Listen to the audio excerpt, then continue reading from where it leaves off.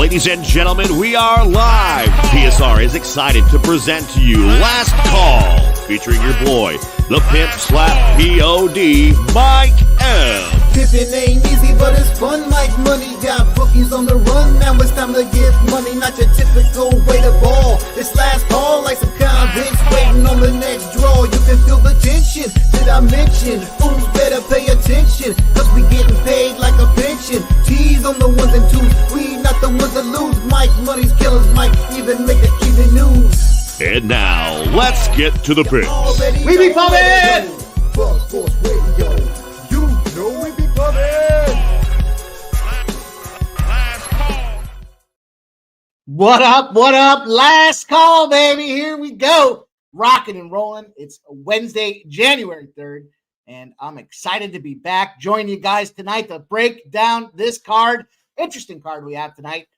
Just 2 NHL games. We got a bunch of college basketball plays to share, and then, of course, the NBA giving us a big slate tonight. We've got, I think, 14 games in play, and none other than Wednesday's guest at Last Call, LJ from H-Town, going to join us and do what LJ does. LJ does LJ things when it comes to the NBA, and I'm excited to work through that with you guys collectively. So big card tonight, despite a small hockey slate for us here, but that's okay. We're going to find a way to get that cash. We always do. We grind, we hustle, and these are the days that we step up and shine. So very excited to be here with everybody, getting out of work, 6 p.m. You know the deal here, getting home, figuring out what's for dinner, figuring out what you're going to bet on, and we've got that last-minute look for everybody to cook these books. So going to be a lot of fun tonight, and you guys know the deal here. Shout out first and foremost, everybody in the chat, rocking early with us. Perky Bumps doing some pre-gaming is what he's doing for that big Providence spot today. Bo Jackson, Bell Coots, Kent Davies, Rudy, let's go. Let's keep it rolling. Says, I don't know how I got here, but I tailed the NHL plays last night. Nice work. Let's go, Rudy. Let's get it, my guy. We had a nice little card yesterday in the NHL, and NBA could have been better, but college basketball was good to us as well. So welcome, Kent Davies, and thanks for joining us, my guy. Jay Peasy, what up? Kent Davies is on the Flames, -1 in the over 6. Got great odds last night early, so good spots there. And there's Joseph Thompson rocking with this guy. Comes in ready to share, and share he is tonight. Says, hey, his best bet cash last night. We know Joseph Thompson's a sharp MFer, and his model play tonight is Mercer, East Tennessee.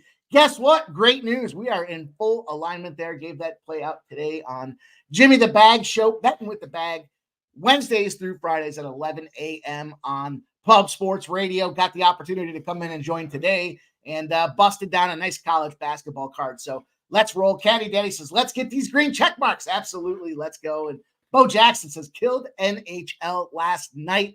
A lot of fun last night. It's always fun winning bets. And we started out hot and we stayed hot pretty much all night. So let's keep it rolling. Loopy says, let's get that cheddar tonight, Mike. Let's go, Loopy. Thanks for joining us, my guy. Excited to be here with everybody. You know how we do it here. We've got the NHL we'll start off with here. We'll get through this college basketball and then bring on our feature guest tonight, LJ from the H. Gonna rock and roll with us tonight. So excited to have our guy join in here and share in his hard work. I see the pages flipping already. He's feverishly grinding. The grind never stops with our guy, and I always love having him come on the show. So very fortunate and blessed to get to work with him tonight. But you know how we start this thing off here, right? We're going to start with a little recap. We'll get through yesterday's performance. Transparency is key, and we have to do this day in and day out. We want to make sure that we keep it 100 day in and day out. Then we'll jump into the hockey card, college basketball, and wrap her up with this monster NBA card. Shout out to our guy, Billy Briz, last night. Fired off at 3-1 for us. Cashed in checks with our guy, Billy Briz. Some great live betting spots with those plays that he had for us last night, too. So shout out to Billy Briz doing his thing. And, we had a 7-5 card as well. So very important to, again, recognize these opportunities where we get them there. And NHL was very good to us. We got that big parlay, that 3-legger plus 245 was nice cash. Boston, Edmonton, Colorado. We cashed in Winnipeg. We cashed in Calgary, and we cashed the under 6 in Calgary for a 3-0 final. We lost the Pittsburgh under 6 game. I forgot who it was. Maybe it was Bo Jackson. I don't want to put words in Bo's mouth here, but We talked about Washington being a live dog, and they very much were. So, it is what it is, but that was a nice plus 155 spot for anybody that took it. The under was over by the second period. So it is what it is. And, we'll move forward from there. But nonetheless, a solid day on the ice and a pretty good day in college basketball as well. We got that Brown +4. I'm excited because there's some spots that fit that same profile. It's almost exactly the same as the way this game profiles versus that Brown spot last night. And Brown almost won outright. So that was an exciting spot there.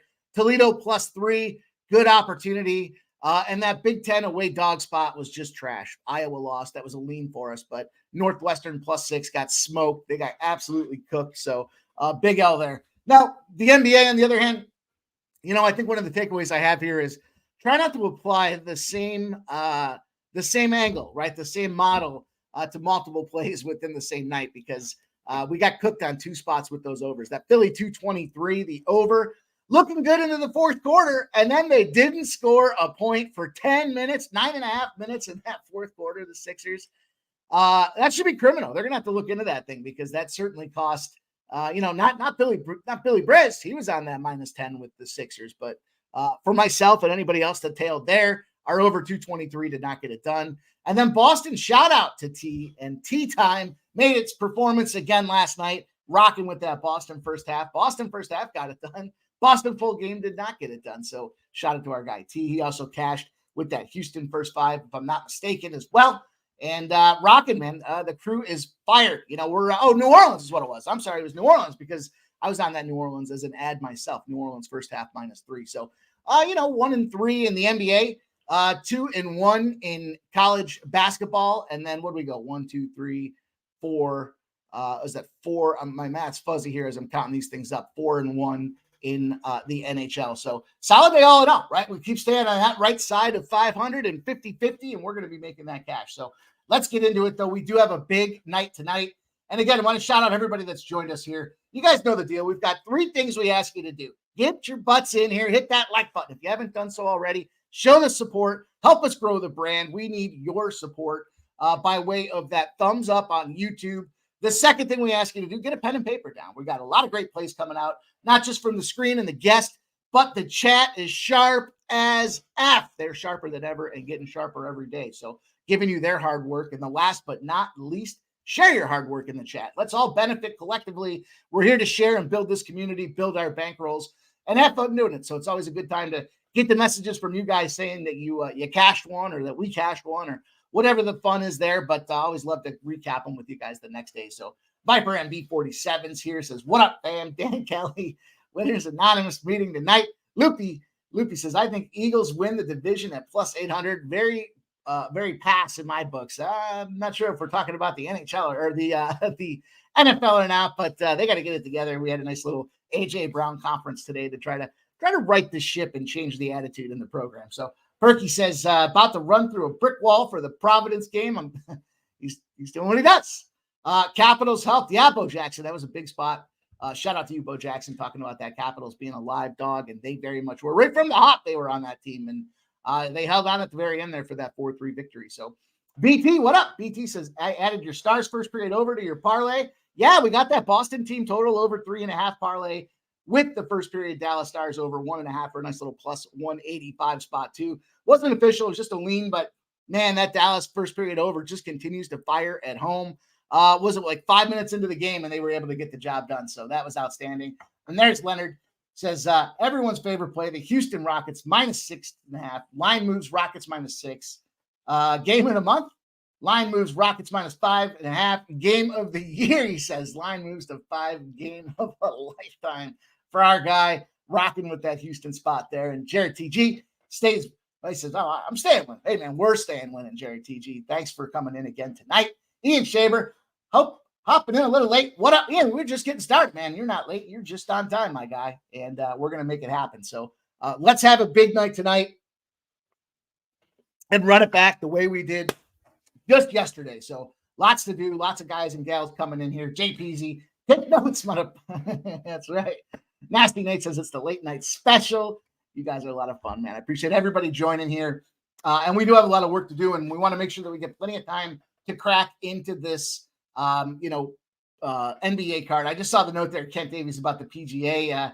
Yeah, I'm going to do a little PGA, but Leonard says, just to be clear, he's not on the Rockets. Okay. All right, Leonard. I kind of thought the sarcasm came through there, but yeah, I missed it. So, okay. Leonard is not, just so everybody knows, Leonard is not on the Rockets. He's maybe citing the attitude of Twitter is maybe what he's channeling his inner Twitter, inner X communication with everybody jumping in on this Houston Rockets. But hey, whatever, we'll get to it. We'll talk about that. It's all good stuff. But yeah, PGA, I'm going to have to take a look tonight. I had a couple guys I wanted to take a peek at, but nothing that got official. I got a big golf tournament that starts here. It's a season-long Survivor type of thing that's coming up, so I've got to get my research in there as well. But hey, we got a card tonight. We got a lot to do. We got a lot of ground to cover. We obviously got this Providence game that's popping off here in about 15 minutes, but let's talk about this. Let's get into the games tonight. We're going to start with the NHL. It's a real short and sweet, 2-pack of NHL spots for me tonight. So, you guys know the deal. The right side of the screen, you'll see kind of where we are in place of the games that we're discussing.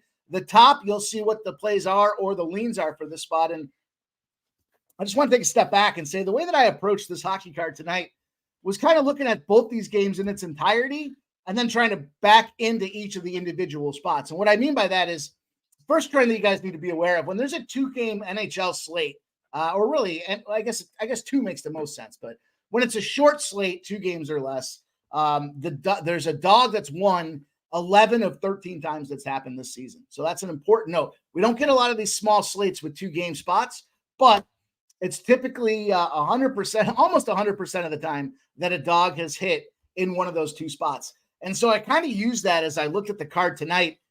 3 angles lined up with the New Jersey Devils. And then, to kind of put a little caveat into this thing, the Devils and the Capitals are both starting, backup goaltenders. Nico Daws going in for the New Jersey Devils at 1-0. Has had a big start. He made his debut last week and 25 of 27 saves to win 6-2 against the Ottawa Senators, who had just fired their coach and started to get that resurgence and that kick in the right direction. So interesting spot that they chose to go with Nico. On the other side of things with the Capitals, Hunter Shepard at 2-0-1.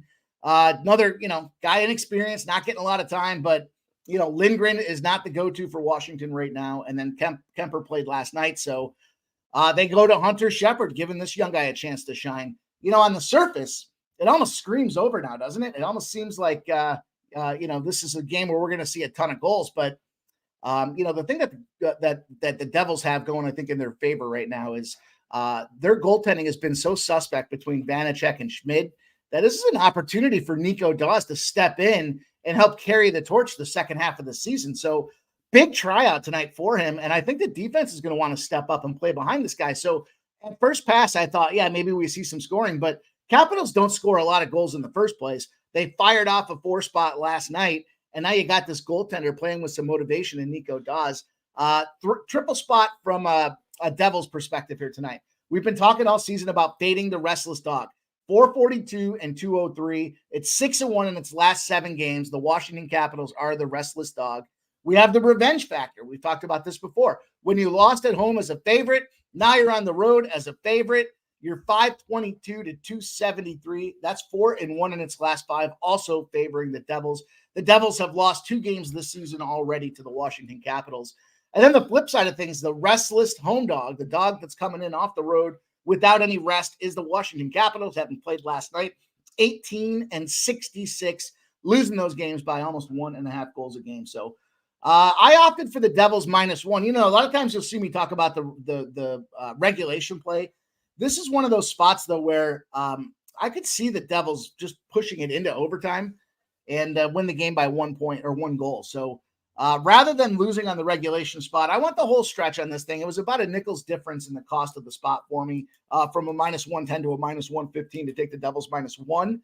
And I thought that's a cheap price to pay to have the push in line. So, that being said, it's going to be a competitive game. The Devils, as I mentioned, dropped their last 2 to the Capitals, and they've been outscored 10-6. So we have been seeing goals in these series. Typical 5-3 average is going to put them at an 8, would comfortably sail over the 6.5, but I have a sneaky suspicion tonight it's going to be lower scoring. That said, though, official play for me, the Devils. And as we look at the second game, I haven't officially pulled the trigger, but Second game on the card, we've got Toronto and the Anaheim Ducks. And we've got Martin Jones going back in goal for the Toronto Maple Leafs. Big win last night for the Toronto Maple Leafs. They shut out the LA Kings.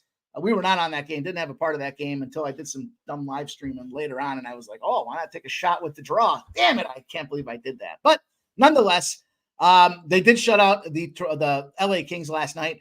Other side of the equation, Anaheim Ducks. And if you think about it, they've got Dostal going in net as well. Now, Dostal, did have a tough game to Seattle. He's 1-4 in the month of December. And kind of why I'm leaning to the Ducks in this spot here is go back to how I mentioned this on the hop of this game here. The forefront of two teams, when you've got one dog and a 2-game card, a dog tends to win. I just gave you the trifecta angle as to why the Devils made sense in my book. The flip side of this thing, I broke this down for the Anaheim Ducks, and I said, well, despite the fact that they stink, they're on a 2-game losing streak. They've been outscored 9-2 in that 2-game losing streak, so they're not playing defense. They're getting scored on at a clip. But here's the advantage they have. Toronto doesn't win a lot of back-to-back games. Toronto's power play has been struggling mightily, and what we have here is a little opportunity that presented itself when the team that you're playing has struggled on the power play, scoring less than 20% over its last 2 games, and you're the home team, you're 35-40. I know that's not a great number to get excited about here, but look at it from the big picture, kind of that see the forest, through the trees type of environment here. You got a team that should knock them down in the Devils here. Now, granted, their goaltending doesn't support that situation. Flip side of it, though, you've got a team that's struggling on their power play in a spot that's essentially a coin flip in an area where we know a dog is winning almost 100% of the time in the 2-game slate. Deductive logic there made sense to take this Anaheim Ducks and the price of plus 176. So we'll see how the rest of the card goes here. I just kind of wanted to give you a little reason why I thought Anaheim made a lot of sense here. If you want to have action in this game, I don't think it's a bad play whatsoever. I just have a big card that's lined up for me tonight. So I'm very curious to see how it works out. And this Jeff M says Leafs, Devils parlay. One of those two's losing, Jeff. One of those two's losing, and I think it's going to be the Leafs. But plus 130, hey, good for you. Good on you. I wonder what it would be like if you parlayed the Devils and the Ducks. That would probably give you a nice little plus 230 spot, I'm thinking. But hey, good luck. You know what? It's not an official play for me yet, so we'll see. But again, I just think in this opportunity, it makes a lot of sense to take the Anaheim Ducks, despite all the factors going against them. Again, the struggling power play and the Maple Leafs don't string together back-to-back wins. It's just not their motive this year. So certainly an opportunity there to consider. But that's the NHL card for me. Official play right now, the New Jersey Devils -1.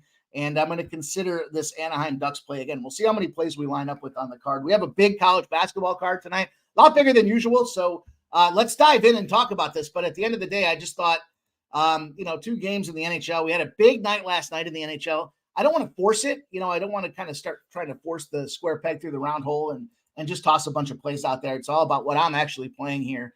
And again, honesty, full disclosure, I just haven't gotten there yet. So let's start with this college basketball card, though. I did not make many ads from. I don't think I made any ads from the show earlier today, but I will give you guys the rundown because there's a number of plays that haven't started yet. In fact, most of them are on the later slate. And listen, the first game that we're going to start with here lines right up with our guy, Joseph Thompson, and this opportunity for the over. Mercer and East Tennessee State. Line opens up at 4 for East Tennessee, laying 4. 65% of the bets and 60% of the cash have moved it to -5.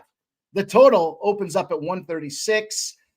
Depending on where you're looking, there's still 135.5. Now we're seeing some 136.5. 47% of the bets, 66% of the cash on the over. And that's exactly where I went with this game is to the over. Specifically, as I broke this thing down, the South Conference, is on a run for overs. When you've got a spot where, you're a South Conference team, the total's less than 141.5, and you're a conference home favorite, the over has hit 37-18, 37 times to the over, 18 times to the under, and going over by almost 4 points a game. The average number we're seeing on the total is 135 in that sample, and they're ending around 140 to 141. So this fits exactly that model and saying, hey, here we are with this total at 135.5. Also, that run is currently 7-1 to the over. East Tennessee's home overs are 3-1 on the season in their 4 games to the over. Mercer's road overs are 4-2 on the road. And these two teams have been playing at a pace traditionally in the past where they're not getting it done. But if you look at their average total points in games this season, they're both right at that 141 mark. Eastern Tennessee's averaging 141. Mercer's averaging 140.5 in terms of points per game between the two teams combined on the season. We just need to get this thing to 136, and we're going to cash in. That was the first play of the card. So want to keep a brisk pace here. We got our guy. Want to talk big NBA card tonight. Lots of plays, lots of props, lots of sides and totals. So we want to make sure that we get through this thing. And I'll just keep it running here. We'll keep it rolling onto this next game. Let me see what this next game is here. Let me get myself calibrated. Can't go anywhere until I'm calibrated and ready to rock here. So, all right, I see it now. We're going to go to this Villanova spot. We've got the Villanova Xavier game coming up on deck. And this is a big one right now. I'm excited about this game as far as making the TV tonight, given it's a small sample with the hockey slate.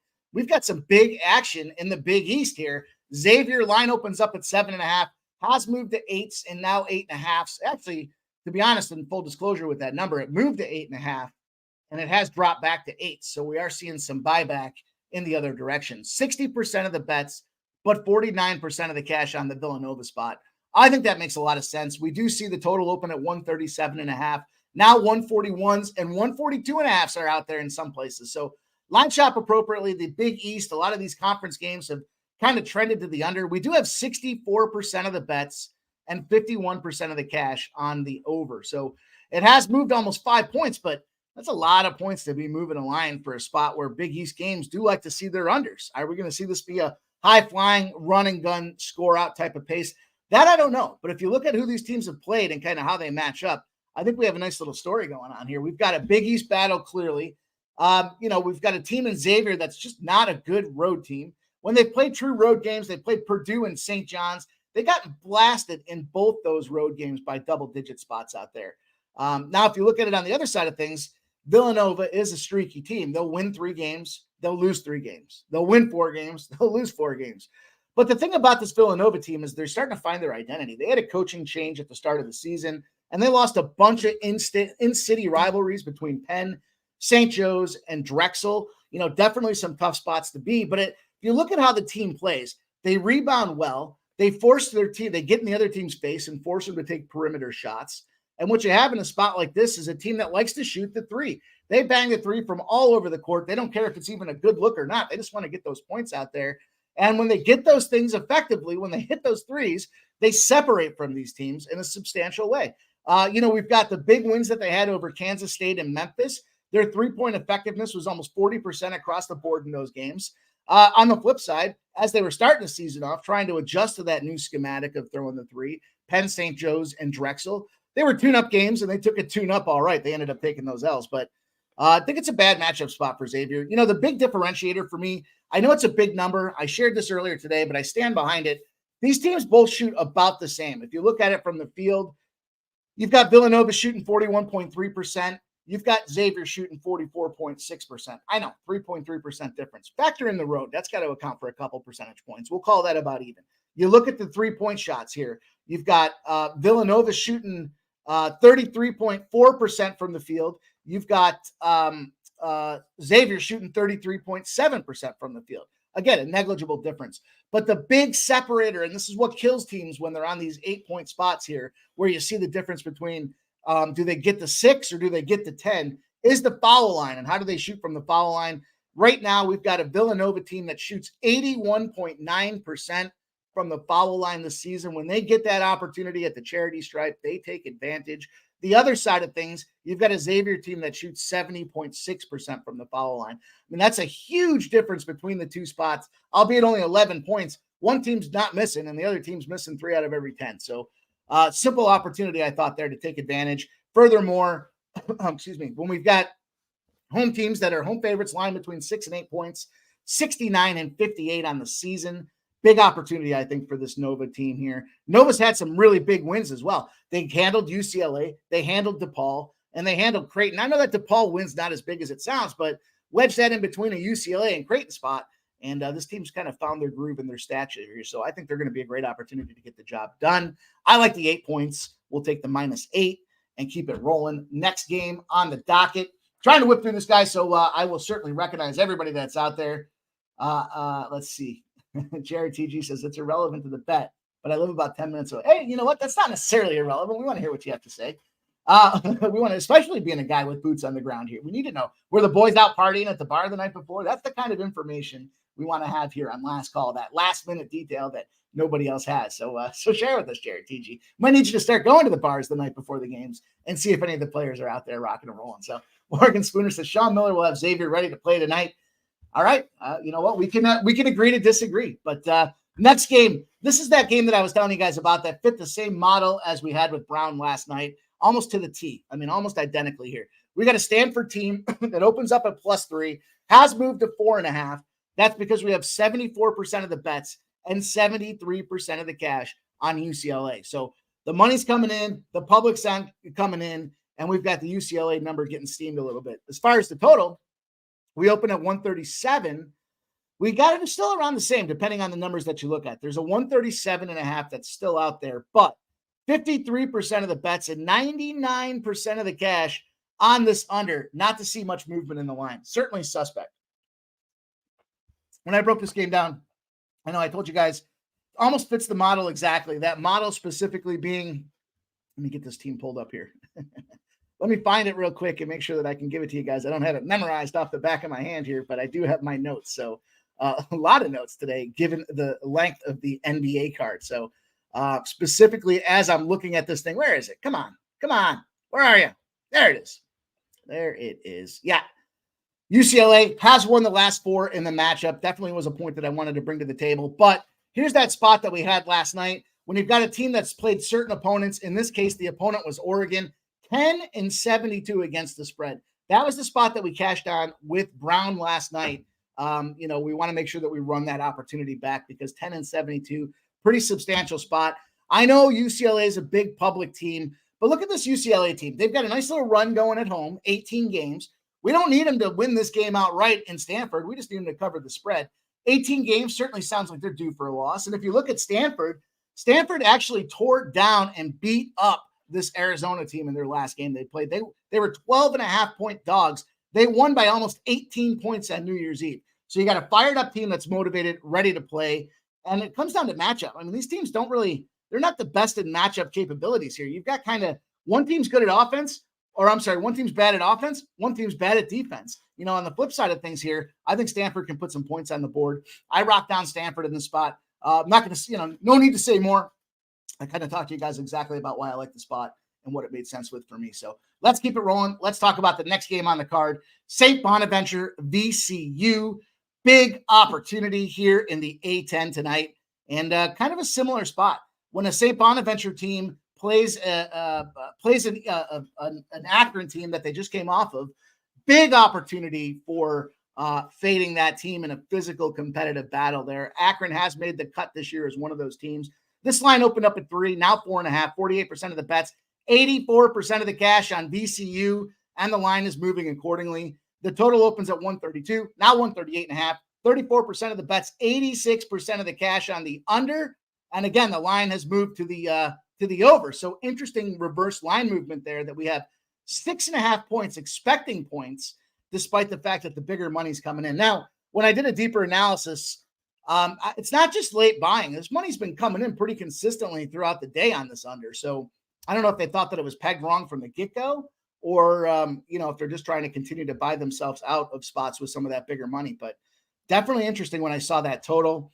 And, when I kind of looked at this game, I said this the other day or earlier today, Bonaventure is one of those teams that's won 9 of their last 10, but certainly, 7 of their last 8, but prime for a letdown. VCU, home team, 4-game winning streak. Despite the fact they haven't played anybody and the fact they've got Maryland Eastern Shores, they've got a Weber team, they've got a Temple team and an Alcorn team. When they did play somebody, it was Memphis 5 games ago. They failed the test. But I think what happened is they kind of regrouped themselves. They played a bunch of bags of shit, and now they're out there trying to put their best foot forward against a team in Bonaventure, that did come off that big win against Akron. When you have teams in that position like Akron, the trend I wanted to share was 27-135. You fade teams in Bonaventure that fit this criteria. And, you look at it, it's a pretty spread out team that can score points all over the place with a VCU Ram spot. So I like the home court advantage. I think the A10 definitely has a nice home court advantage opportunity. I rock down the VCU spot. And then last game for the NBA and college basketball card, just to keep this thing rolling with you guys. We got a big NBA card to get to, so I want to just fire through this thing here. And again, the breakdowns are pretty similar to this morning, but certainly available. I like this NC State team beating up on Notre Dame. This is one of those unique scenarios where you got a team that's coming off a rest in North Carolina State, the holiday rest spot. On the other side of things, thanks, Kelly V, you've got a Notre Dame team that played just the other night with a huge upset win against a team in Virginia. And, despite the fact that you could argue the rest versus rust factor, it's the way Virginia plays that I think puts Notre Dame at a disadvantage. Virginia wears you down. They play a defensive style. They want you to shoot off foot, off position, off your mark. They kind of get in your face like we talked about earlier. They force you to take really weird angles and bad shots. Notre Dame, was victorious. They shot 48% from the three that game against Virginia. But Notre Dame's a 330th ranked three-point shooting team. So bottom of the barrel when it comes down to it. And I think that was the high watermark for that team there. I think when you look at this team, they're turnover prone. They're 279th in offense. They don't shoot the three-point very well. And on the other side of things, you've got an NC State team that's already played a conference game against Boston College on the road. They're not afraid to go out there on the road. They rank in the top third in shooting 2 points and 3-pointers in college basketball at 107 in the nation in both spots, respectively. And I think it's an opportunity here where Notre Dame's going to have a tough time keeping up. Yeah, they were able to get away with their point production and that 3-point effectiveness against Virginia, but they averaged 63 points a game. And on the other side of things, NC State averages 79 points a game. Once NC State gets cooking, I think it's going to be bad news bears for Notre Dame. 63 points isn't going to get it done. I think this has blow-up potential written all over it. I love this NC State spot. I think it's a tremendous letdown opportunity after the big win for Notre Dame against Virginia. And flip side of things, NC State's got an opportunity to make some noise and let people know they're here to get it done. So that's going to do it for the college basketball slate. I told my guy to get here and rock and roll early with us, and he did. And it's on me that we're starting the NBA segment behind. So please accept my apologies, but you guys know him and love him. It's LJ from H-Town. It's our boy rocking and rolling, giving us them looks at last call, LJ. What's going on, my guy? How you doing, Mike? You can hear me? I can hear you just fine, man. You sound good. Oh, man, I'm doing good, man. Happy New Year to you. Get some new money. Let's break down this huge NBA card today and see if we can get some people some plays. So let's get to it. Yes, sir. Yes, sir. It is a huge card indeed. And it's exciting because, again, I was saying this earlier today.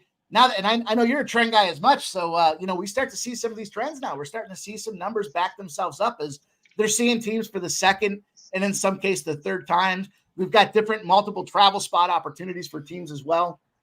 And speaking of multiple appearances here, this first game certainly is a situation where teams are no strangers to one another this season. The Milwaukee Bucks, the Indiana Pacers, the line opens up at 2.5. Now we're seeing threes and even 3.5s.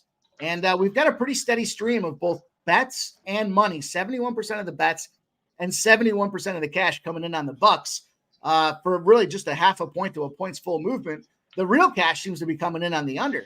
59% of the bets. Now 67% of the bets on this under. Just flip just that quickly. And 81% of the cash on the under. We've seen it drop a point for teams that maybe have defense optional kind of tattooed in their locker rooms. But LJ, let's hear your strategy here. What do you think? How do we get paid in this game today? Man, Mike, I believe we jump on the Bucks simply because they're coming off a loss versus this team recently, a couple of days ago. They have history. They really don't like each other for the most part. And this is the last game that these two teams are playing.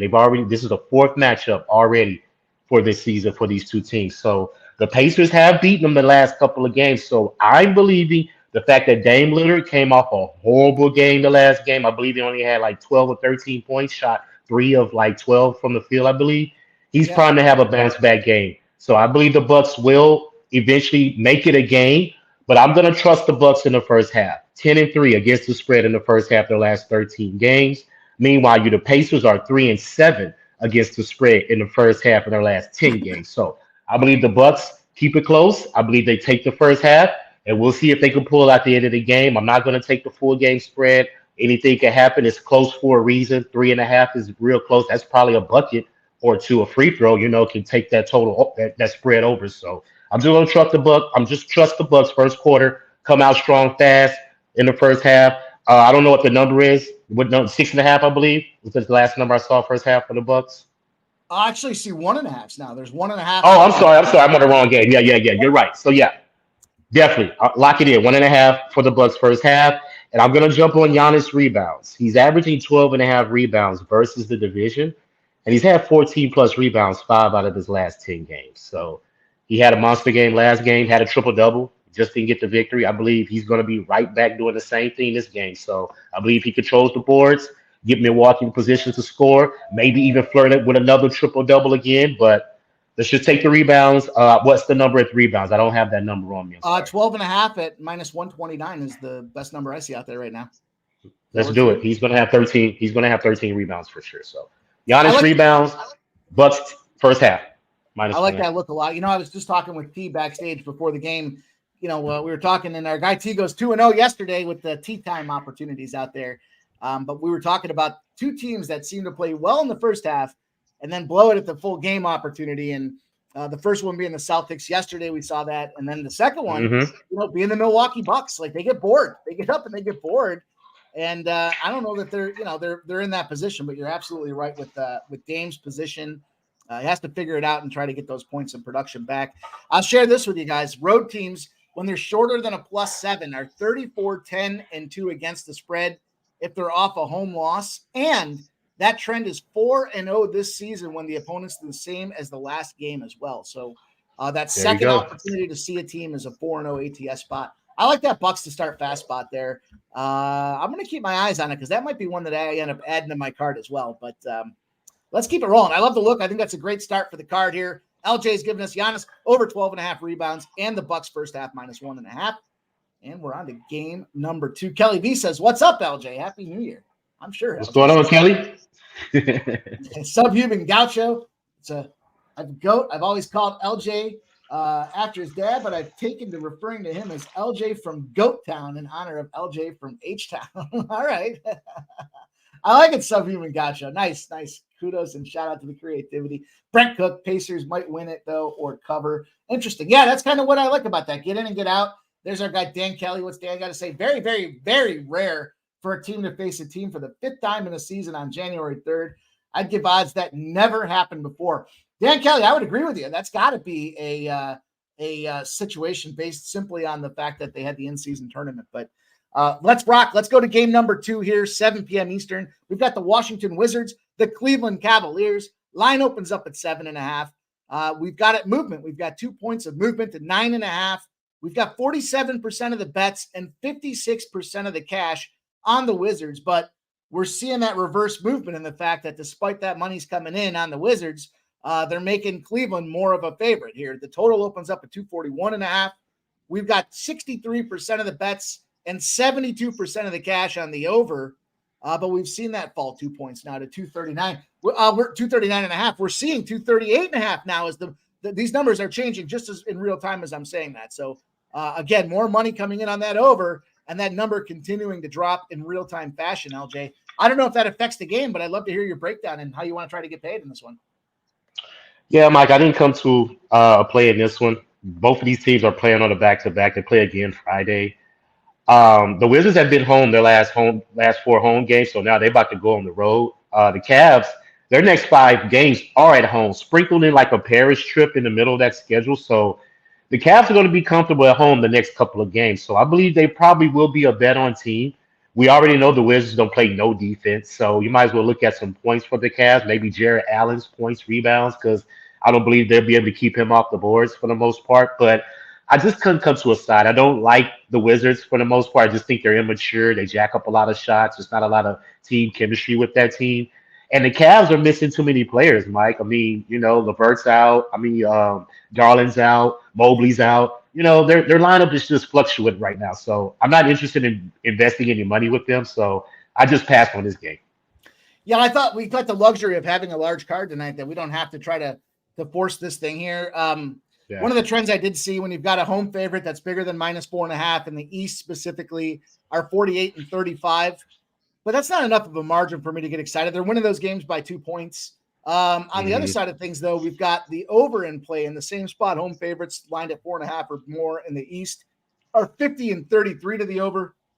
It's going over by 3.82 points. But that reverse movement's got me off that total. I know Washington certainly doesn't care about playing any defense either, but I think it's just an opportunity where Woo Rizza says Wizards team total under 114.5 on the card. I can see it. Very well be the look. Dan Kelly says I could see, I could definitely see Washington money line. Yeah, I mean, that's kind of the thing here. Sit back and hope some guys and girls put some good money on a big dog with the Wizards, and maybe the Cavs end up blowing it. So nothing there. I'm in agreement with you there. No sense to try to force something, but I've got some play in this next action here. OKC and Hot Atlanta looking to have some fun in this one. And we've got this game opens up. OKC is a favorite, a -2-point favorite after slaying the Dragon yesterday as a small dog at home. They are now on the road as a favorite with a travel spot. They've moved from -2 to +1. 58% of the bets and 54% of the cash on this Hawks team, which is pretty interesting. And then as far as the total, no movement. Frozen line alert. We have 60% of the bets and 56% of the cash on the under, but the books don't seem to know what to do with this thing. They don't know to move it up. They don't know to move it down. And it's interesting because you got a 13-19 Atlanta Hawks team, LJ, that, for all intent and purpose, it just came off a win against Washington, but they got beat up by Sacramento at home. They lost to the Bulls on the road the day after Christmas. The pre-Christmas game, they got slapped by Memphis in one of the John Morant early return spots. I think that was Ja's first game, if I'm not mistaken. And then they also got beat up at Miami. So real and Hawks team, yet they're taking cash. Does that affect your strategy? What are you thinking about this game? Yeah, that right there just let me stay off this game. It's too fishy because we already know the Hawks are 1-12 against the spread at home, and that line is that close. Yeah, something's up. OKC probably is not going to be really motivated to play this game. They came off a big win last night versus the Celtics. I had Celtics first half, and I took OKC full game, so I did good in that one. But I'm just going to lay off the game. I don't want to take OKC again, even though I'm very tempted because they are 3-0 against the spread on a back-to-back. Best team in the league in that situation. But I just chose to stay off. I think the line is too close for the Hawks to be getting that when they're 1-2 against the spread at home. Now, they are 8-2 against the spread in the first half, their last 10 games. So if you're looking at the Hawks, you should look at them early. They may come out early with some tired legs for OKC for coming off a back-to-back and didn't have to travel. So you may catch them in a vulnerable spot there. But far as the side, I couldn't come to it just because it's just too close. And OKC is a way more favorite than what that line is saying right now. Yeah, and OKC's got a nice little win streak going on themselves as well. But exactly. I ended up doing it. I took the bait. I'm gonna get the 1.5 that's out there. I don't even know. Let me see if it's still out there here. And I'll tell you why I got. Yeah, there's still the 1.5s out there. Oh, it's juicy as fuck right now. Yep. Oof. I see a -110. So what's the money line at this point? Jesus, what a. Yeah, I'll take the +1 at -110. I see there's a money line at -104, but for 6 cents, I'd rather have the one just in case it comes down to it. And look, interesting spot. I love the fact that there is the travel. I mean, the number definitely screams Atlanta. I think OKC, in a favorite role in the travel spot off the road as where the initial line was marked off doesn't make sense to me. Home teams that are between the 10s, the -10 and +10 are 73 and 31 against the spread. If the opponent's better than 70% on the road. Also, we got another spot there. Home teams that are between the twos, +2 and -2 between the twos, that have more rest than their opponent. So very much we just talked about OKC being in the travel spot, who won their last game that are against the team that's on a 3 or bigger streak, are 38 and 11. And they're winning comfortably by 8 points. So the fact that you got the home team between the twos against an opponent off a win that's on a 3 or more game winning streak, it's a fit spot for Atlanta. It'll be +1. It'll be +1 for me now, but it'll be +1 at -110. Wouldn't be surprised to see him come win this thing outright. But Woo Rizza says spot dictates Hawks, common sense. OKC, LOL. Yeah, I don't know about that. I don't know. We'll see. Bucks -2.5, Hawks +1.5. Hey, you got some good numbers there, and can't complain about that at all. Brent Cook says close game, trust OKC. Atlanta is hot air team. They very well could be, but are they going to lose forever? I mean, Joey Skinner says they're 1-12 at home. Give me some of that. I'll take Atlanta. It's kind of one of those, you got to kind of turn the plane into the storm and embrace the friction that is going to be a tough game. So, guys, if you haven't done so already, hit the like button for us. Give us the thumbs up. we got the LJ from Goat Town on here rocking with us tonight, and we're gonna have a little fun getting this thing down. And here's another game that we'll get into where I do have some more action here. The Raptors and the Grizzlies. The line opens at +2.5 for the road Raptors. 28% of the bets and 47% of the cash on the Raptors. So big money coming in both in public and dollars on the Grizzlies at home. Yet the line's moved. They've moved from a +2.5. There's +1.5s and 1s out there. Kind of a similar movement to that OKC spot in terms of the numbers themselves. The total opens up at 229.5, and we do have some 227s that have shown their head. So 64% of the bets, 41% of the cash on the over, and yet it's dropping. So it's an interesting spot there. And then because of the tightness of this game, I know I've probably missed a few of these spots here, but because of the tightness of this game, I'll look at the money line. 66% of the bets and 82% of the cash on the Memphis Grizzlies money line. It went from -135 to -115. JPZ says Grizz are now -1. Yeah, definitely want to do a little shopping depending on the side you're going to take. And LJ, I went with the Raptors in this game here. I know the Raptors not a great team. I clearly got that, but it just feels like this is one of those spots with why isn't this a 10 to me? What are your thoughts? How do you strategize this game? I will strongly lean to the under. I have it capped at under 230, just because the Grizzlies are under team, especially at home, 11-4 to the under. So that's how I would look at this game. I think the Grizzlies, the fact that they have Marcus Smart and Ja back in that lineup gives them some cohesion in that backcourt to where they can play off of each other. Now, Ja's assist has been cashing. He's hit 8+ assists, I believe, every game since he's came back, besides 2, I believe. So he's facilitating the ball. That team really needed him back because their fast break points are up now. Their points in the paints are up now, just because they have that extra scoring with Ja. So I like the fact he's back, but they've been reeling the last couple of games. I don't know if he's dealing with an illness. I believe that Clipper game when he was in LA, he was dealing with a bad illness, and he only had like 8 points in that game. So, but he bounced back the other night and had a good game. So I just want to see some more consistency with Memphis. The fact that Ja's back, see like 10 games sort of, so I can have a better engage of what they do best.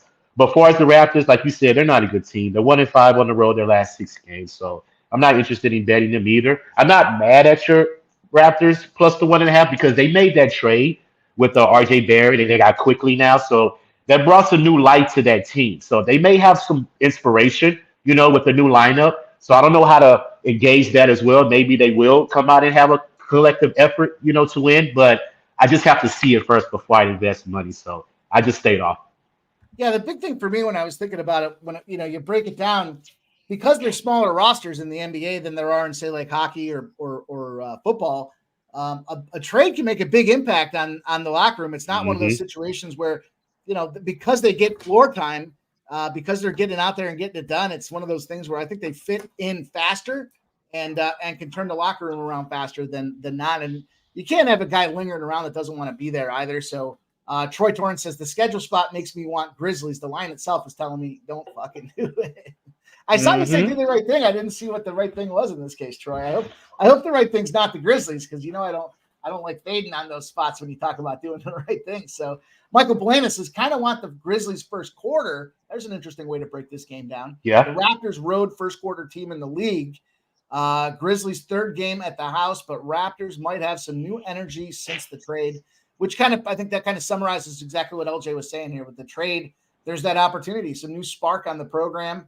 And Joey Skinner says, love to take a team where the line doesn't make sense. OKC took my money last night, plan to get it back tonight. Ha! I like that attitude. I've got a couple plays on the card tonight where I did that, and I thought, you know what, I took a loss last night, but don't let being a day early on a trend, hurt you in the wrong spot there. Okay, Troy, I got you with VCU. I'm on the right thing then with you, my guy. I locked in that VCU spot today. I like that one a lot.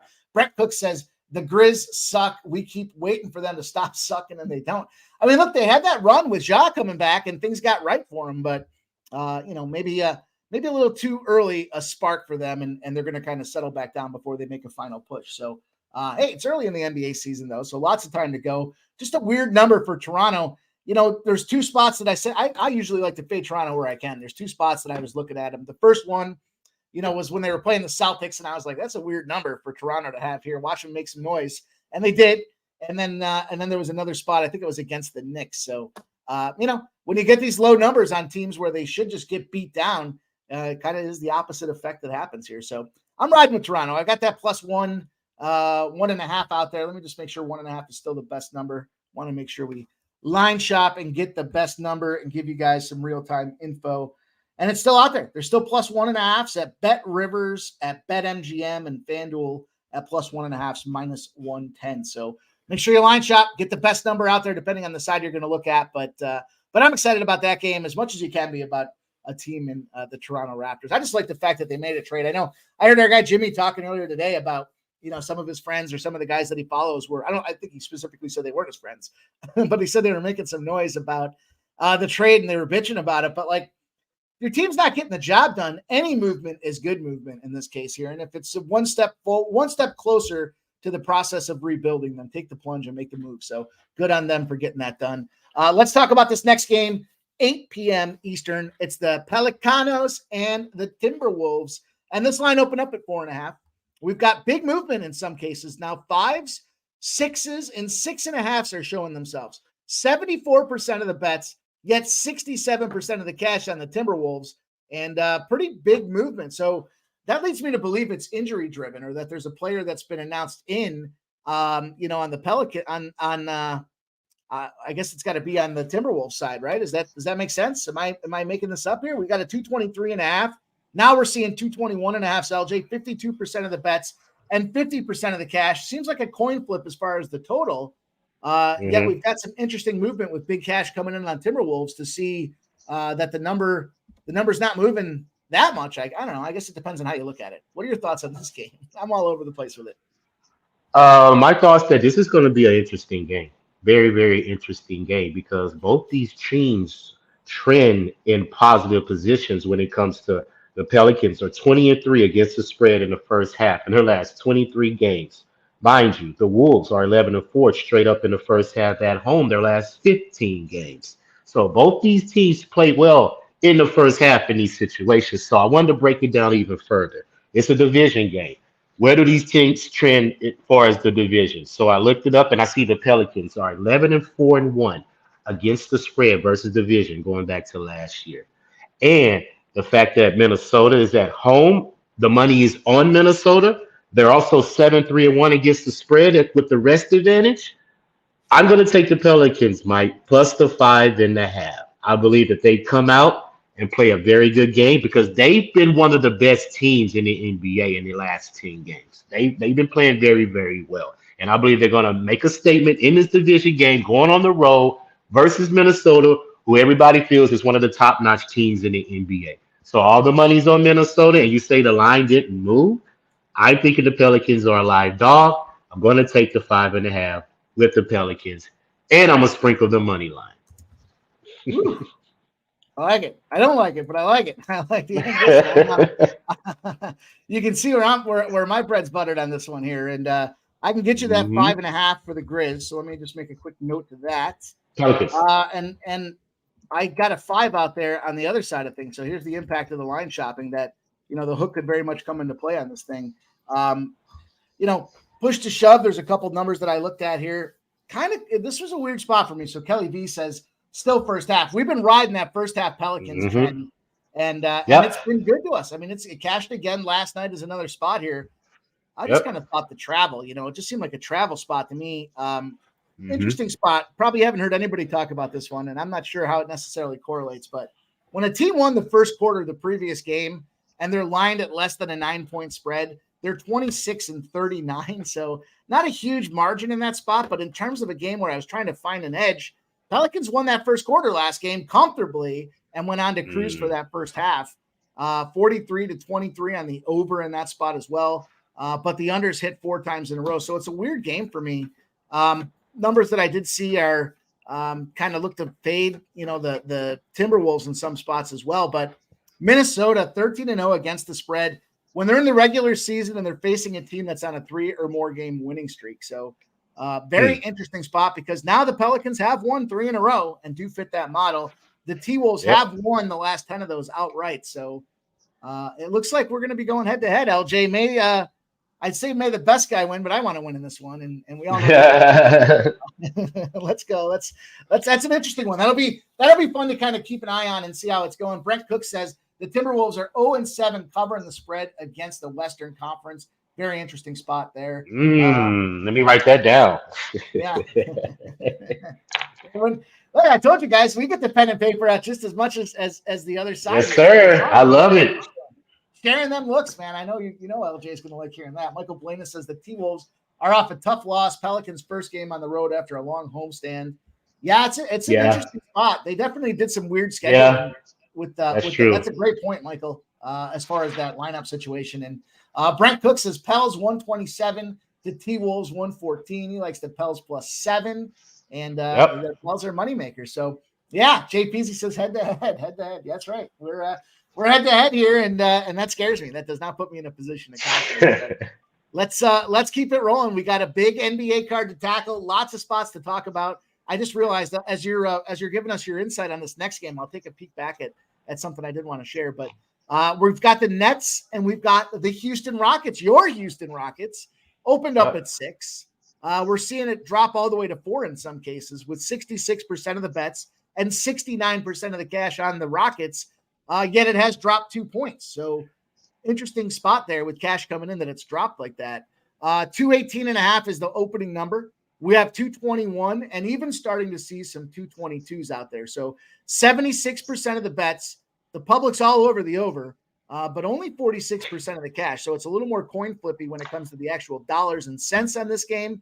LJ, love to hear your thoughts here. We're cooking with your Houston Rockets playing a Brooklyn Nets team on their second game of a back-to-back. What do you think? I think that my Rockets take care of business tonight. Simply because we've been reeling the last couple of games, especially versus the Eastern Conference. The Eastern Conference has came into our building and whooped us 4 straight games. So this is an Eastern Conference team as well, not a top-tier Eastern Conference team. The Nets aren't, they're one of the bottom at the league. And they don't start off very, very good. So one of my plays, Mike, is going to be the first quarter. If you could find a number for me, I think it's -1.5 first quarter for the Rockets. The Nets are 5-11 against the spread in the first quarter on the road. So I believe that the Rockets come out, and jump on them real quick. And I believe that the game goes under. You say it's under 222, you say right now? I'll take that under.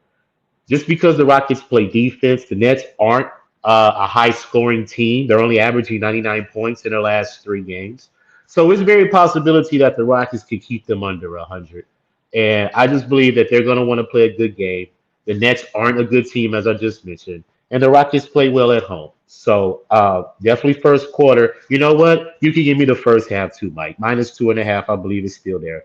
Because the Rockets are 11-5 against the spread in the first half in their last 16 games at home.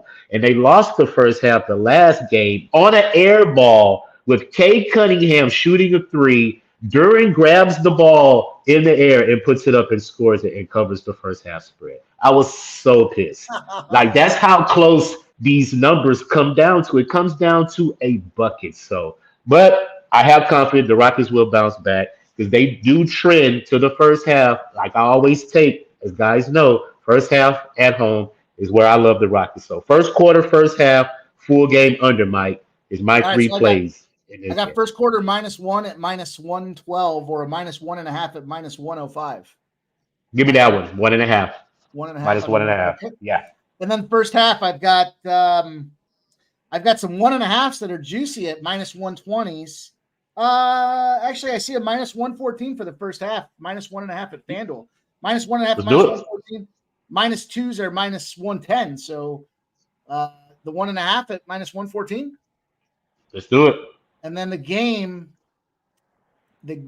is there's a 222 at -114 and a 221.5 at -1.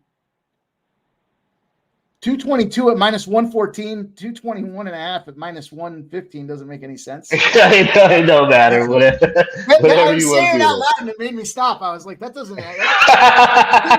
It didn't process right as I was saying it. So, all right, Houston, we got you locked in. He's going try a triple banger on this game. He's got the full game, 222. He's got the first half minus 1.5, and the first quarter minus, what do we say, 1.5 as well on that one, right? Yep. We got 1.5, so 1.5. Yep. Rock and roll. I Yep. like it. That's an 8 p.m. start, so we got plenty of time to circle back and give that one some consideration. Your confidence in that game has me given. It's like the only game I really don't have anything next to it, so that left a wide open white space to write all those opportunities in there. So Troy says, God bless anyone laying it with Houston tonight. He's not just laying it, he's dropping the clip on it. Let's go. Let's see the cash is that money.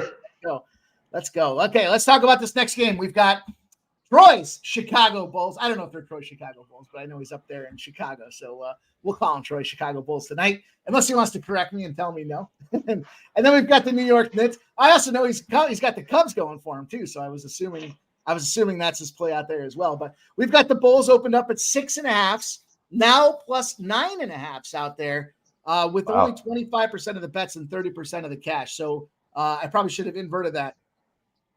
We've got the minus 6.5, now minus 9.5, 75% of the bets and 70% of the cash on the New York Knickerbockers, the short pants. And we've got the total opens up at 220.5. And for the most part, it's pretty much sitting right there. We have 44% of the bets and 53% of the cash on the over. And really no movement. If anything, it's moving to the under. There is a 219.5 that's out there, LJ. Do you have a strategy on getting paid for this game? How are you going to navigate this game here tonight? Yeah, I was kind of digging in. I would lean Knicks just because the Bulls are 40-11 on the road, so they don't play very well away from their building. But they are 7-3 against the spread in the first half of their last 10 games. So they've been playing well early. And hey, they could potentially want to win this game. Minus 8.5, that's a big spread. So I'm more than likely they probably would cover the spread, not necessarily win the game. But as far as the Knicks, man, I like to trade with OG Anunoby. That gives them a defender that can defend the best player on the other team. Now that Brunson and Randall don't have to exert as much energy on defense, because those are your two primary scorers. They can't be playing defense and trying to score in all their games. They're just going to be gassed. So the fact that they traded OG, they got him on the team, that he can defend the best player on other team, which frees up offense. And he can score. He likes to put back. He clogs the paint. He steals as well. He's a great defender on the steals. So love the Knicks with the trade. They're probably going to have to add another piece if they really want to contend. But as far as right now, I can see them trending very, very high. But as far as the side, I couldn't come to it. I just think the spread is too much. 8.5. I just think that's too much. But if you want to take Julius Randle, he's been hitting his PRA the last 5 games, averaging a 43.5 PRA. So I don't know where that PRA is at. But if it's right at that number or under, I believe that that's a good look because he rebounds, he gets the points, and he also dishes. So he's top 3 in basically all categories on that team. So if you want to look at that, that's a sharp look. But as far as the side, I just think 8.5 is just too high for me. Yeah, his PRA is 40.5 right now. 40.5 at minus 111 is the lowest number. That's a good. Like that. I like that. Yeah. I looked at this one. I lean to the New York Knicks minus 8.5, and I think Michael Blaine has said it perfectly. Who the hell wants to lay almost double digits with the Knicks here? For real. I like the trade. I think it's a big move. I thought he was wasting away in Toronto, so I like that opportunity to bring him to the big lights of New York and see what he can do out there. But I actually was leaning more now as the game's kind of gone on, as we've seen the night kind of start to move forward. I was almost leaning a little bit more to the under in this thing, seeing this number and the cash flow and the lack of movement to the over. I do know the Bulls. Here's a trend for everybody. The Bulls are 1-19 against the spread when they're versus a conference opponent, when they're following a game where they had 10 threes and recorded more than 14 turnovers. So lots of 3-pointers and lots of turnovers. So threes and turns. So pretty much just an anything can happen type of game. It's like just chuck and hope. And they're 1-19 in a game against conference opponents after a chuck and hope. And I was thinking to the under, conference dogs that are lined at less than 10 when they're averaging 114 points and went over by 8 or more the past game are 18-0 to the under. in a revenge spot here where you've got a conference team with less than 25 points. I'm sorry, less than 25 assists the last meeting, and under 85 shot attempts have gone under as well. So that one kind of made sense as far as saying, like, we got the Chuck and Hope factor, just a sloppy team that's not figuring it out in a revenge spot, and they're not shooting very often. Seems like that's a recipe for a lower scoring game, but I just couldn't get there. Just a couple thoughts I wanted to share aloud with everybody as far as some of those angles and trends. But I'm with LJ. I think this is just a good game to pass, but it's 8:30, and when cocktails start flying, I might change my mind. So we'll see. I reserve the right to change my mind, LJ. Let's go. We got this Portland Trail Blazers and Dallas Mavericks game on deck here. 8:30 Eastern, -10 opener. Now 11.5s and even 12s. 65% of the bets and 66% of the bets now, and 53% of the cash on the Dallas Mavericks. The total's taken some steam. It's moved up a huge number. Opens at 232.5. Now it ranges anywhere from 237.5 all the way up to 240, with 72% of the bets and 97% of the cash on this over. And the books don't know what they're so shook by the fact that all this big money's coming on it. Every book scrambled and they haven't settled on what they think that right number is for the over, LJ. What do you think about this game? I think that it's going to go over pretty much. Portland is one of the worst teams in the NBA, and Dallas is one of the high scoring teams in the NBA. And Luka has Kyrie back, which adds another arsenal to that potent team. So I'm looking at points. But it depends on if Anthony Simons plays for Portland. I don't know. He's a game time decision because he's a determining factor in the total, but I believe in that since all the money's coming on that, they're believing that he's going to play. So if he's in the game, that total is going to go over because Dallas is an over team, especially at home, 10-4 to the over, at home. Now, I'm going to stick with the first half. I believe the number is -6.5 first half for Dallas. I'm going to take them in the first half, 10-3 against the spread in the first half with Luka in the lineup. So this is where they play well. At home, they pretty much put 65 points up in the first half, So Luka plays basically the whole first quarter, and he comes out for a little bit in the second half, the second quarter, and then plays the rest of the first half. So Luka could definitely have 30 points in the first half in this game. But like I said, taking a full 12 full game, I'm not in the business of doing that because I don't know how Dallas is going to care at the end of the game. They may have to fight Portland off, in the fourth quarter because you know how teams, like you just mentioned, they get bored, and it's hard for them to stay engaged when they have a big lead like that. So you never know what to expect in the fourth quarter. But let's just take Dallas early. Well, they've been trending the best, 10-3 against the spread in the first half with Luka in the lineup. So -6.5 is where I have the number. Yeah, I got 6.5s at -115, 7s at -108. What are your thoughts? 15. You can give me the -115, 6.5. Winner's a winner, right? Yes, sir, because that's where I capped it. Just give me that winner, right? I like that look a lot. Yeah, you talk about it. I said this, yesterday, or I was talking earlier, I should say, with Billy. We were talking about that Sixers game, and you got, they're up there beating up on them boys real good, and you look over on the sidelines, and there's fucking Joel Embiid, eating Jolly Ranchers, looking to sub the game. It's like, what, dude? I need you to get another 20 points, and you're, sucking down a watermelon fucking Jolly Rancher. Come on, dude.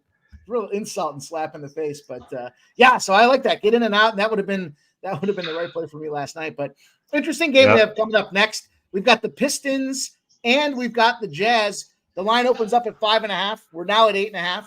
59% of the bets, 84% of the cash on the Utah Jazz, and it's moved 3 points in that direction. So big money, sharp money, public money. Everyone likes this Utah Jazz spot. And then of course on the total, we opened at 242.5. We've dropped now. There's 240.5s and 239.5s. Yet we have 60% of the bets and 53% of the cash on the over. That almost feels like the optimum setup that the books want, where they've got that 60%, 53% on the over. Yet they're dropping this number now. It's dropped 2 full points, almost 3 on its way to 3 full points down. And I'm curious, LJ, take it away. Give us some insight. I have nothing on this game. I could care less about this game. Both these teams, as you know, are at the bottom of the NBA. So -8.5 for the Jazz is home. I mean, I get it there at home, but no, I'm definitely not taking that, especially coming off Wasn't that the Jordan Clarkson? He just had a triple double the last game, right? That was the I very believe last so. game that he had. Yeah, so they're coming off a big celebration. They probably was popping bottles, celebrating, and Detroit, like I said, they just broke their losing streak. But you never know what to expect with a team like that that's always expecting to lose. A lot of times they're going to get tired of doing that. Not to say they're just going to go on this win streak, but teams will get tired of losing at some point, and they'll catch teams that's vulnerable in the right situation. So Detroit could easily catch the Jazz vulnerable tonight and cover that 8.5. But I'm not interested because, like I just mentioned, both these teams are at the bottom of the league. Yeah, I was just trying to jump in on my line is down here for the second. I was just trying to. There it is. Let's see here. Let's see if I can't make some magic happen. Fucking slow as shit with this system here, but because all these games are popping off here. But what I was looking at was the Duren rebound spots. Right, we know this guy's automatic machine. His number set at 11.5, and he's been rebounding like crazy. So I was looking to take advantage of that. I see his over 11.5 rebounds, and the Utah Jazz money line is a plus 132 spot. So I am going to add that spot to the card tonight. I like to try to take an opportunity. Yeah, you're right. Detroit, are they going to win forever or lose forever? Probably not. Is this going to be the spot where it happens?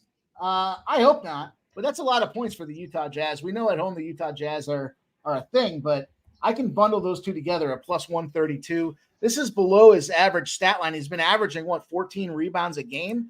14 or more rebounds since December 26th. So he's been doing nothing but out there rebounding. And the fact that 11.5 is the number, it's minus 130 for 11.5, but I turned that into a plus 132 by adding the Jazz to the money line. So I'm going to do that. That's going to be an official ad for me here as we were talking about it. A little motivation. I like to put an extra play on the card. So let's go. Let's keep rolling here. We've got 3 more games to dive into and get everybody up out of here to see what's coming up with them boys, Davey, Dutch, and all about the hoops. So Clippers and the Suns, next game on the docket, plus 1 opening line, sitting at minus 3.5, even seeing some 4.5s out there. All the cash, 83% of the bets and 91% of the cash coming in on the Clippers. If you look at the total, it opens at 233.5. It's dropped now. We've got 232.5s and even 230s. 36% of the bets, but 85% of the cash saying this game's going to go under. So sharp money on the under, public on the over, pushing this thing down. In this case, a whole point against the opening number, LJ. Give us the thoughts here. How do we wiggle through this one and try to find some cash? Well, I couldn't do it, but I like how the sharp is on the under because I do believe this game will go under just because Kevin Durant is not in the lineup. Unless something else is different, in my opinion. I circled no Durant, so I didn't even go further into this game. Basically, because the Clippers, they're in the playoff revenge spot from last year, so they could easily have this game circled on their calendar. We already know the animosity with Devin Booker and Paul George, so these teams don't like each other. So I know the Clippers are going to come in here with guns blazing, trying to blow the Suns out of their building. So it easily could happen. But, hey, it could go the other way just because the star theory of one of the stars are out, don't fade the team. They usually play better. But as far as the Clippers, I believe they're playing better than the Suns right now. So the fact that Durant is not in that lineup, I cannot invest any money in this game. So I just completely pass. But I strongly lean to the under because I believe the Clippers will keep it close and possibly win the game. Yeah, our guy Ron Crawford. Shout out to Ron Crawford in the chat. He says Clips. Perfect Rotation says don't overthink this one, boys. Brent Cook says Clip 128, Suns 118, Clip -3. Perfect Rotation says Phoenix are a no-bet team without Durant. Clippers mop them up. Think about the Clippers and what I liked about this game. Oh, there we go. We got our guy Ron Crawford. NBA spreadsheet play of the day is the Houston Rockets there. So we appreciate our guy Ron Crawford dropping in. Check him out over there. And let's go, Ron. Great things out there. And you can certainly find him in his plays every day out there to our guy Ron Crawford. Appreciate him dropping in. Dan Kelly says another moneyline dog here. He likes the moneyline parlay with the Bulls, the Blazers, and the Pistons. Pays 84-1. Dan Kelly, I will dig in and see if any of those are against me. But if not, then I will root for you. So I know that Pistons is going to be against me. But if I can't have it, then hopefully you do. So I like to look at it. You guys getting creative. We've brought these parlays out of the dark and into the light, and we can make some cash with them as we've done, time and again. So let's keep going with it. Appreciate that. Bo Jackson says Clippers money line, Kawhi to record 20+ points. I like that look out there. Yep, I like that one.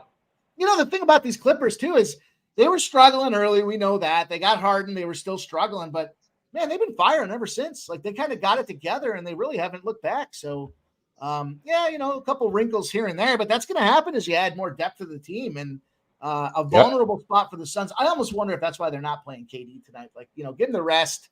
We know we don't want him to go out there and overexert himself against the Clippers team that's probably going to wax us anyway. So small number, exactly. Spot, but a pass for me.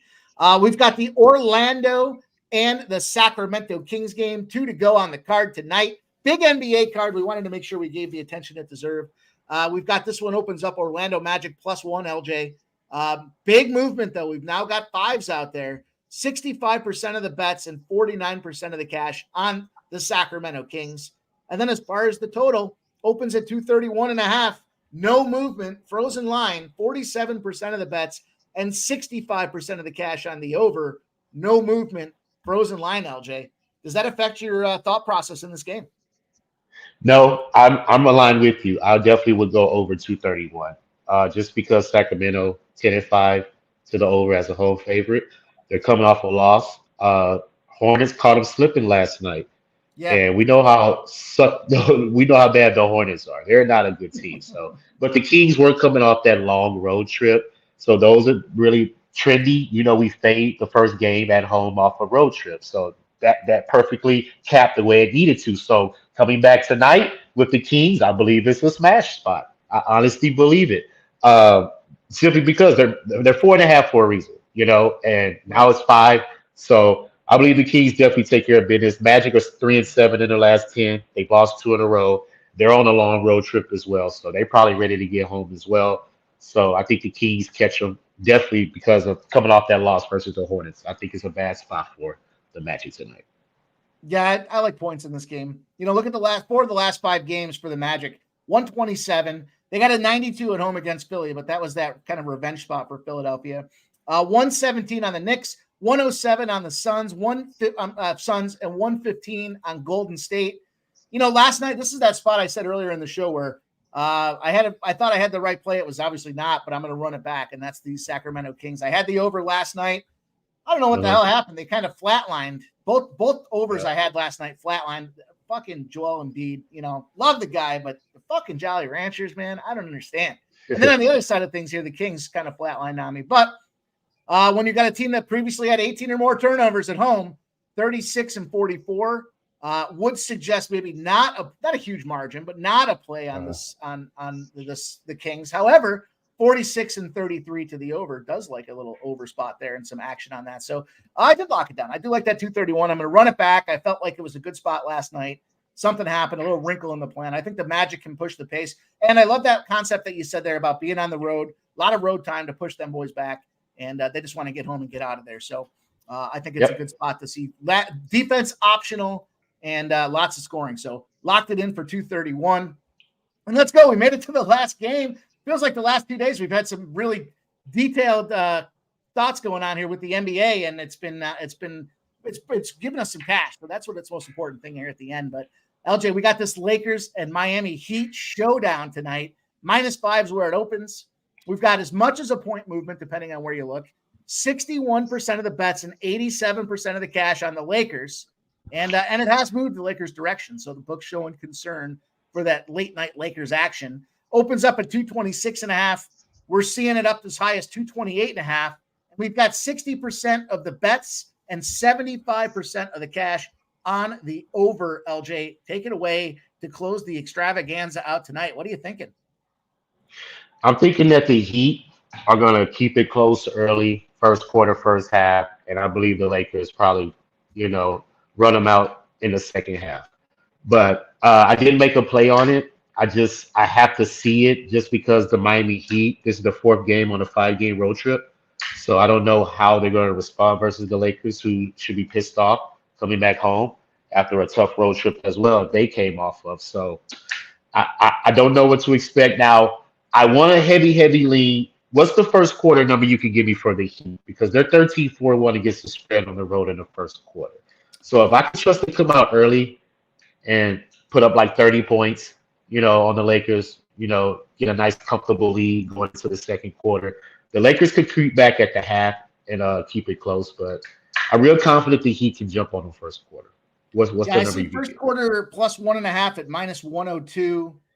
I mean, there's a juicy 2.5 out there at minus 140, but it looks like 1.5 at minus 102 is probably the best Yeah, number for the first. You like that?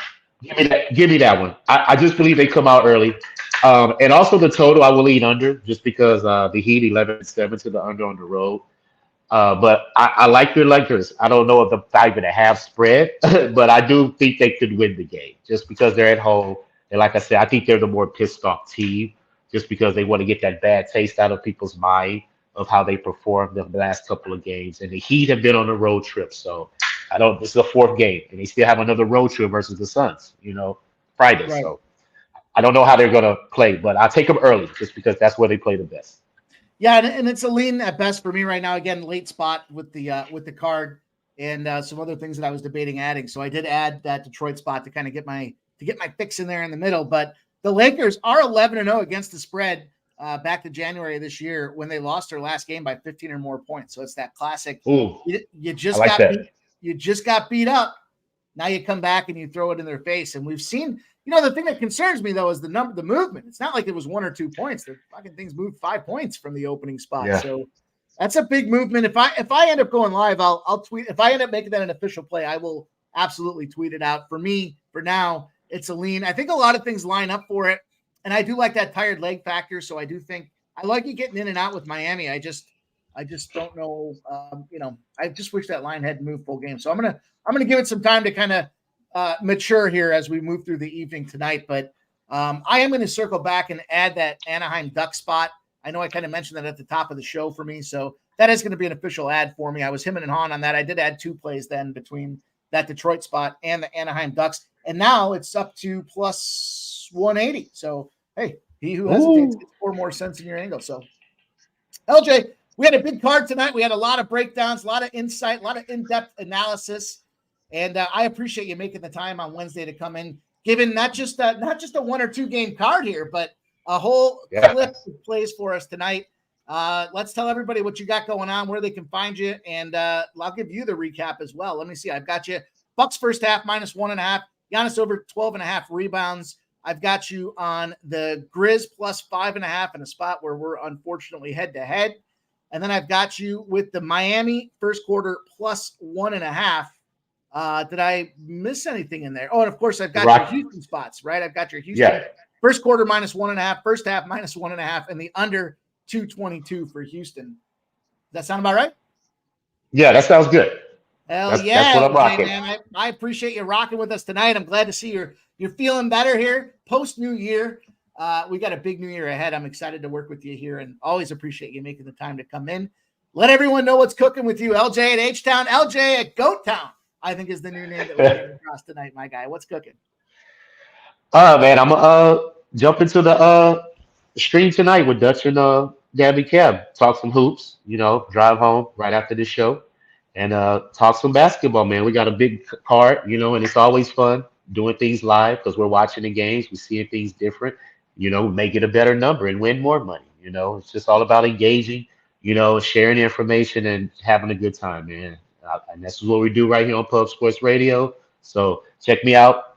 A couple hours, I'll be tuning. I'll be with Dutch and Gabby. As far as the rest of the week, I've been under the weather, as y'all know. Last weekend, I didn't do a show, but this weekend, my wife said we're gonna make up for it because she was sick too. So we didn't get to celebrate the new year like we wanted to, but we're gonna go to the casino this weekend and celebrate it this weekend. So hey, have a good time, make some money. NFL, last scheduled week for the NFL, so a lot of interesting spots in there. So looking to make some money this weekend, Mike. But appreciate you for always letting me come on, man, share my insight, talk to the NBA with you, and of course we'll do it again real soon. Hell yeah, man! That's how real players do it, right there. You don't mess around on New Year's. You go the week after. It's going to be a little more low key, better values, and more winners out there. So I like that, dude. Good job. Good on you. I hope you have a great time. And yeah, I'll be seeing you around some live streams. I appreciate you coming on anytime. You got the keys to the car here. Anytime you want to ride, I'll ride on Slab with you. I know what it is now, too. Let's do it. Go, my guy. We're cooking. And I'm looking forward to a big year ahead. So appreciate you coming on tonight. And good luck with them boys. Dutch and Dabby are going to be all about them hoops, and they're going to be all about heated when they see that we're still here rocking. So I'm going to put a bow on the show, my guy. But I appreciate you making the time today, and I look forward to getting that cash with you guys. Everybody in the chat, shout out to every one of you guys. We got a ton of stuff going on this week. Our guy LJ from the H is out there doing his thing as well. We'll see you soon, LJ, and all you guys in the chat. I want to get it short and sweet. I'll give everybody the shout out tonight, but you know what? We got a few minutes before them boys get rolling, so they can get mad. But we got Leonard Porsche out there rocking, Bo Jackson, Brent Cook, Real Deal Prime, Dan Kelly, the crew, Michael Bland is out there, Jay Peasy. Everybody showed up. Nasty Nate tonight. I know we had Shrimp Pulliam. Yeah, 231s are out there galore. And you guys, great contributions tonight in the chat. Mark Hell, perfect rotation. Our guy Ron Crawford stopped by here. The crew is rocking tonight, and we're going to have a ton of fun. Joey Skinner, new member, our guy Joey Skinner rocking out there. Caddy Daddy, Kelly V. Everybody showed up and showed out tonight. So you guys know what to do here. It's Pub Sports Radio. Follow the channel out there on YouTube. Hit the thumbs up. And make sure you drop on over and see them boys all about the hoops, Dutch and Daddy Cab. Tell them T and Pimp Slap sent you, and I'll be seeing everybody real soon. Same time, same place tomorrow. Let's stack that cash. Stay pumping, baby. Let's go.